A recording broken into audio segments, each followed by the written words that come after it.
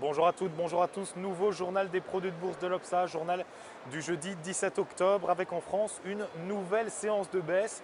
On était alors mercredi à moins de 24 heures d'une éventuelle situation de défaut de paiement ici aux États-Unis.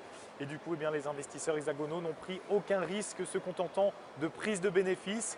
Résultat, à la Bourse de Paris, le CAC 40 glissait de 0,29% à 4 243 points avec comme principale chute celle de LVMH, le groupe de luxe qui reculait de 4,25% pour un titre à 138,70 € et ce malgré des ventes en hausse pour LVMH, plus 8% depuis le début de l'année.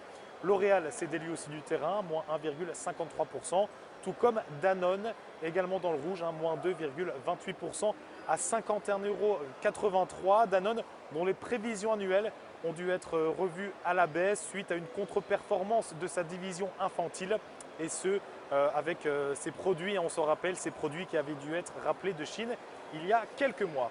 Aux États-Unis maintenant, la journée de mardi était placée sous le signe de l'espoir. Alors un espoir fragile et angoissé, c'est vrai, mais un espoir tout de même, espoir de voir Washington enfin trouver un accord, trouver une solution sur le problème budgétaire. Peu avant la clôture des marchés, on attendait toujours le feu vert du Congrès suite à ce plan de dernière minute dégoté par le Sénat. Mais quoi qu'il en soit, le Dow Jones progressait tout de même bel et bien, une progression de 1,10%. Même tendance pour le S&P 500 et le Nasdaq. Une journée de mardi qui a vu Pepsi et Bank of America publier leurs chiffres trimestriels, leurs chiffres du troisième trimestre 2013. Des chiffres plus que satisfaisants puisque les deux sociétés terminaient autour des plus 1,7 et plus 2%.